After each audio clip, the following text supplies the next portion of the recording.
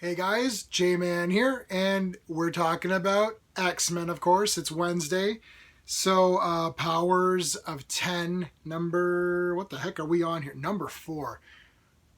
We're 8 in. We're nearing the end, guys. We're nearing the end. Just wanted to point out in the back here, new edition right there. That is Sophie Turner's autograph. Signed on a Dark Phoenix card. I know some people didn't like Dark Phoenix, but I'm kind of a sucker for Jean Grey. So, don't unsubscribe just because I like Dark Phoenix. Okay? I saw it twice in the theater. E. Okay, Powers of 10. Number 4. Here's the cover. I really like this cover. I don't know why, but I really like it. I like it a lot. My comic store didn't get their shipment in, so that's a tear.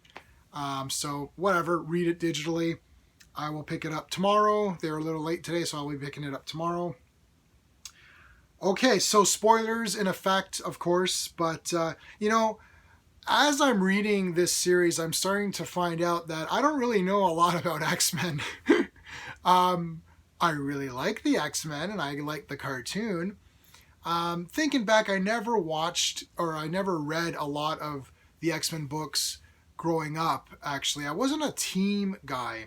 My favorite team was kind of the West Coast Avengers and Defenders, and really the West Coast Avengers were the only ones that I kind of kept up with in reading. Defenders I got into a little bit later on, and then X-Men, which has now become my favorite. Really more in my like adult years, and it's been just kind of an ongoing thing where I'm trying to go back and read as much as I can, and thank God for digital because that's really how I'm getting everything done.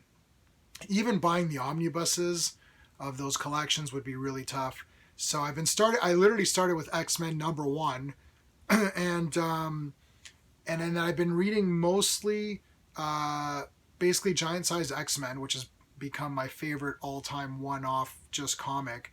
And then after that, I'm not sure if it was X-Men 93 or 94, somewhere around there. Basically like the Chris Claremont and then on. And then that's kind of where I've been reading. And then I went back and I read Avengers versus X-Men, which I really liked. And then I'm reading the Bendis stuff and the Grant Morrison stuff. So I'm reading this all out of order. I want to keep it loose.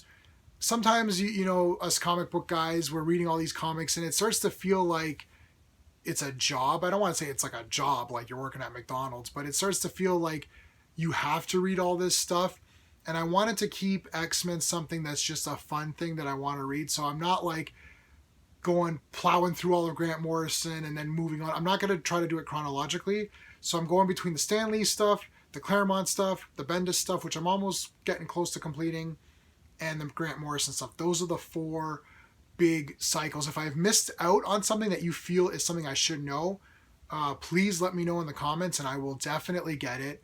X-Men has just become, something amazing for me. I like the cartoon. I love the video game. As my favorite video game. That and Street Fighter and Mortal Kombat were like my favorite go-to games. The X-Men arcade, the beat 'em up one where it was like 2 screens and it was like 6 players. I used to have that on my phone and then they got rid of it when the updates came in. That sucks. But yeah, so I love X-Men. I love the characters. Scott and Jean are like they're my top 5 favorite characters of all time. They're in my top 5, obviously, Marvel characters. Jean Grey's my favorite female character, basically. Okay, so enough about that. All right. So yeah, my point though was that there's a lot of references in here that these hardcore fans are really going to appreciate. And I think one of the brilliance of what Hickman is doing is that me reading this from a point of being, let's say there's the 100% fan who's like the 100% hardcore. I read it all. I know everything. Then there's kind of the in the middle fan, 50 to 60%, if you want to give a percentage. That's me, who's read quite a bit more than anyone else. And then there's the people who are maybe in like the 20%, 30%. So it's like, yeah, I read an X-Men comic here and there. And then you got the people who haven't read anything and maybe just saw the movies. I really think this can appeal to anybody because I'm getting a lot out of it, just even me knowing just what I know.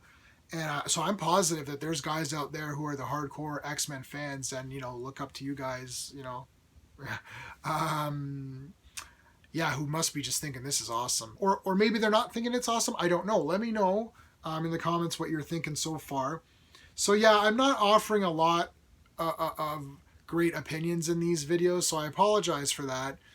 There's a guy I always listen to is Comic Book University. That's the name of the channel. They're a comic book store right by my house. They're called Gotham Central, and they're about 10 minutes from my house.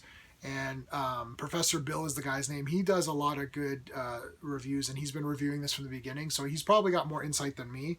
No, I'm not affiliated with him, and I don't get kickbacks or anything. I'm just telling you my opinion. Okay, so I'm not going to go through this whole thing, because a lot of it towards the end I kind of don't get, so someone can explain to me what the hell's going on.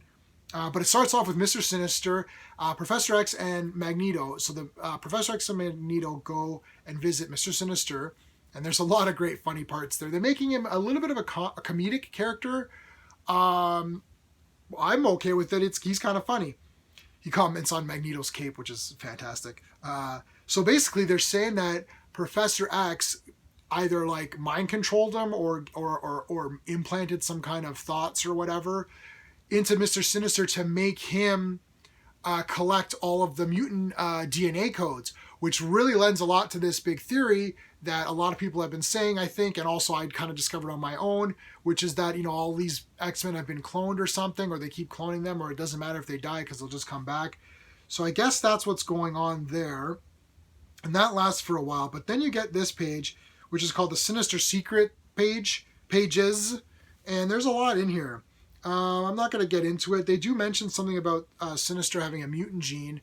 And I guess it came from John Proudstar, the I was going to say the real Thunderbird. Or there is only one Thunderbird, right? For whatever reason, I was thinking Warpath, but like Thunderbird is the guy I actually like, John Proudstar from Giant Size X-Men, and then the first couple, and then he got killed or whatever. So that's interesting. I don't know if that was a thing that I was supposed to know or if that's new. Then there's like a couple of other secrets in here. I'll show you the page real quick. It's nothing. It's just like literally like a list. You can't even see it because of the glare. There you go. There. It's just like literally a list of secrets that he has. One of them says though that he knew or he knows about the implant or the mind control or whatever. So so Sinister's been playing, and then he appeared earlier as well. In one of the other issues, I don't remember exactly how that went down, but we're getting clarification as we go. The next section is about Cypher, who I gotta tell you, I was never into Cypher. Not a big New Mutants guy until now. Basically, I picked up New Mutants #1, the physical comic, so I'm very happy with that, and I got the digital stuff. So I started into New Mutants, which I forgot to mention at the beginning of this. I'm liking New Mutants a lot. And Cypher, I really like from X Factor. X Factor, the Peter David run, which is awesome. That's Polaris as the leader. Love Polaris. I really like Cypher, and I'm really liking his character. I didn't know too much about him, but I'm finding him to be very, very interesting. Very interesting. I wonder if there's any good action figures made of him, because I really like the look of him as well, especially in this series. So him and Professor X are at Krakoa, or on Krakoa, I guess, and they're communicating. This is like so cool. So like Professor X is like talking to Krakoa, and Cypher, who his mutant thing is deciphering languages or whatever, he's obviously the guy that's created this whole connection with the mutants and Krakoa where they can like communicate or I don't know if he created the portals too. I'm not sure, but he looks cool. I'll show you. Like I really like this like jacket look of his. Sorry, there you go, with like the cool arm and all that. That might make a cool tattoo. Just thinking ahead. First, I got to finish my Sentinel one. So yeah, Krakoa gives a little bit of history. I'm not going to spoil this whole entire thing for you. I don't have a lot of insight what's going on. Oh, the Phalanx show up. I don't know a lot about the Phalanx. So if someone wants to fill me in the comments, that'd be awesome. But yeah, so I'm not going to spoil this whole thing. But it's looking pretty awesome now. Now, the big one is next week. Next week is House of X number 5, and that's a red marked one. So remember how they're all, some of them are marked, some of them are marked in red. That's a red mark one. So you know it's going to be damn awesome, because the last time that happened, it was damn awesome. So really looking forward to it. I'm loving this series. I think what's happening is that this is really uniting a lot of the X-Men fans, as far as I can tell. I've got just some people who don't know anything about X-Men. They seem kind of like a little excited. Again, I've got me, which I'm kind of like, I don't know everything. I'm learning. I am learning. I'm getting there. But I'm really enjoying this series a lot. So hopefully the issues that come afterwards live up to it all, and it all explains itself great. Hopefully it's not a disappointment. I don't think it will, because I think a lot of effort and thought has been put into this. So very excited to see where it goes. As usual, keep the conversation going. Let me know what's going on in the comments. What are your thoughts? If you know what the hell is going on, throw it out there. I've already had I had some theories already from some of my subbers. So read the other people's comments as well. I mean, there's not that many. You can go through them. Some people have got some pretty cool ideas. So yeah, awesome stuff ahead. And yeah, that's it. I can't wait for next week. It's going to be killer. So until next time.